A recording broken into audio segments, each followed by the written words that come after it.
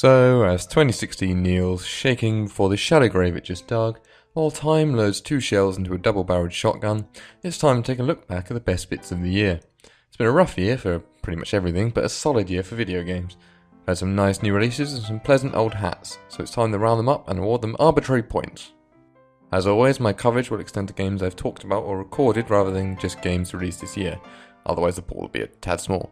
But let's come out swinging with the Traumatic Heart Failure Award for Scariest Game. Runners-up, Yearwalk and Fran Bow. I've put these tied as runner-up for the reason that while they are both fairly horrific, they eschew the usual creepiness in the pursuit of something else.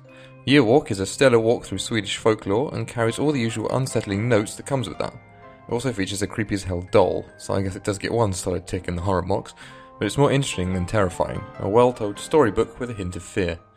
Fran Bow is much the same, telling us an interesting story about a little girl with a big problem. Starts off very much in the horror mindset, but quickly falls into more of an Alice's Adventures in Wonderland feel, albeit with the occasional blood-covered monstrosity. Winner: Dead by Daylight. Dead by Daylight is a game where the core concept outshines pretty much everything else about it. I could go on about how the servers are the technological equivalent of a compost heap, or how the blood red progression system is incredibly unsatisfying, but the truth is that none of it matters because Dead by Daylight is the game I've been looking forward to for a very long time. The idea of actually being in a horror film is incredibly appealing, and Dead by Daylight repeatedly nails those notes. Playing as a survivor is a nail-biting experience, and every failed generator feels like a death knell. I think it's the audio touches that get me.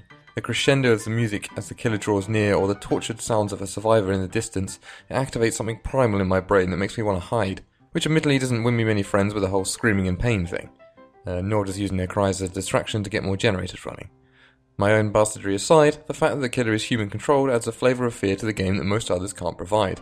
You can't simply hide in a locker and know you'll get away with it. Every single move you make is made with the knowledge that the killer could predict it. That's terrifying, but hey, if it gets too much you can always switch over and start impaling some strangers.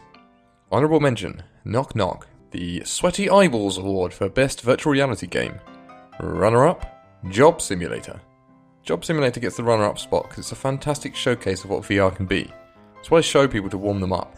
You can pick up everything and have a laugh with it. That's important. It's not the deepest game in the world, and the weaker later missions are why it's missing out on a winning spot, but it's a hilarious romp through a virtual world. And it's convincing enough that I almost dropped a hot cup of tea all over the carpet.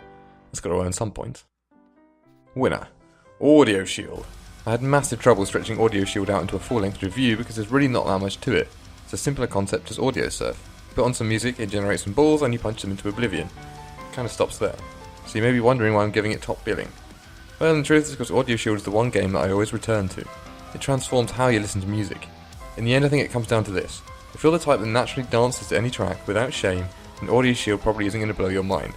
But if you're like me and think that dancing is best left to people with more control over their flailing limbs, then Audio Shield will cause you to reevaluate how you feel about music. I can't listen to songs anymore without wondering how they look after being forced through Audio Shield. The link to SoundCloud was nice enough, but now it's connected to YouTube I'm pretty much stuck. It deserves the award for best VR game simply for how much it's corrupted my thinking.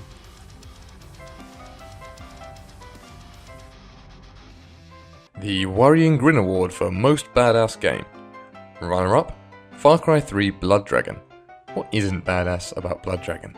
It's a glorious celebration of what made the 80s the cheesiest and yet the coolest decade.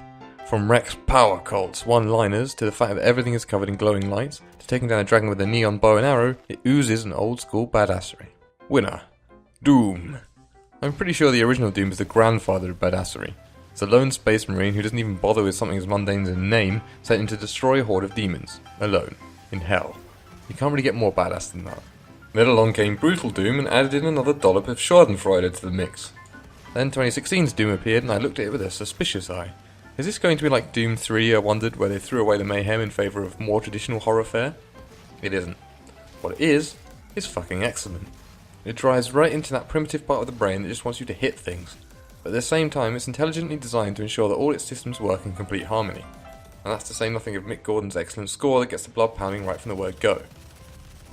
Doom's guns just feel good to use, which sounds like a silly thing to say, but it's where a lot of games fall flat. When I fire a gun in a game like Doom, I want it to feel like God just sneezed. I want the aftermath of my trigger pull to be a shower of giblets still croaking their last hollow threat. Doom delivers on that in a way I've not experienced since Bulletstorm. Couple that with a fast glory kills, the chainsaw, and a decent enemy variety, and you have a very exciting recipe. The multiplayer can't compare, and I've heard complaints that it gets repetitive, but for me, Doom is quintessential stress relief. It's a game you play when you're sick and tired of the world getting in your face. The Hey, Check This Out award for Best Soundtrack. Runner-up, Party Hard. I could technically give the runner-up spot to Hotline Miami, as I reposted the review of it, but that would be cheating.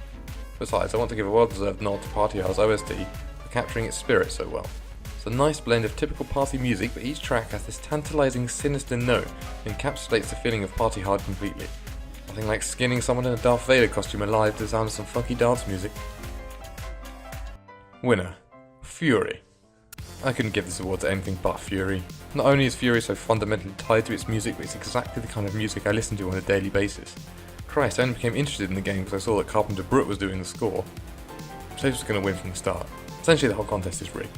That aside, Fury wins because its tracks perfectly represent its bosses. For a game that's all about the boss fights, it needs excellent music to accompany them. Fury delivers on all fronts. From the pulse-pounding You're Mine in the sniper fight to the more unsettling Set Me Free, which plays during a very corrupted fight, there isn't a single dud. I could literally go on and on about the soundtrack, but it's best if you listen to it yourself.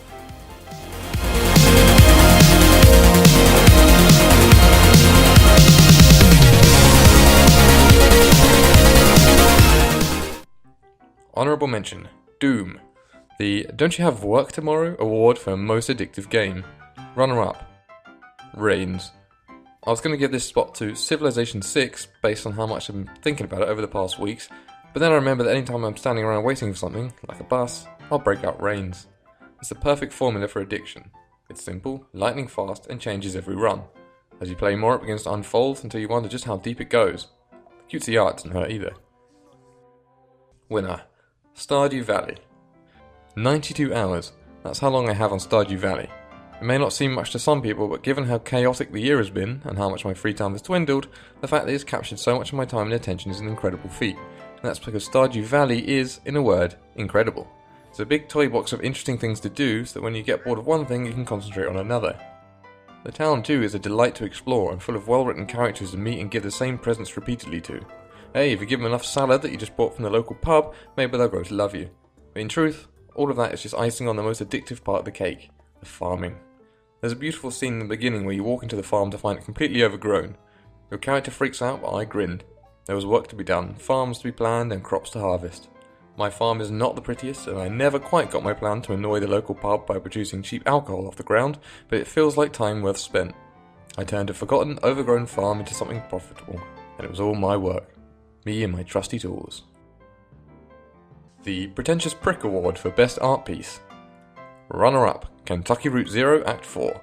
I really like Kentucky Route Zero. When it finally gets all of its parts released, I'll probably award it every single award available in 2070. But Act 4 keeps the same level of surrealism and character development. The central plot point, to find Dogwood Drive, is lost in the chaos of other subplots and character arcs. I like that. Kentucky Route Zero stands as an art piece because its main goal is to be saying something about the world and its people. The fact that you're here playing is just a happy coincidence. Winner, Inside. It was tempting to give this award to Limbo, as I technically have both written about and recorded it this year. I want to give more of a nod to Inside simply because I prefer it more. Where Limbo busied itself with asking questions about the afterlife, Inside quietly builds up a picture of the world just through its appearance. It's a nightmarish dystopian world, and I'm still not quite sure how the kid fits into it all. Is he escaping from his position in society, or is he running straight towards it? After all, he does voluntarily walk into a lot of secured laboratories. There are a lot of moments like that in Inside, and our character's own journey is frequently pushed to the background.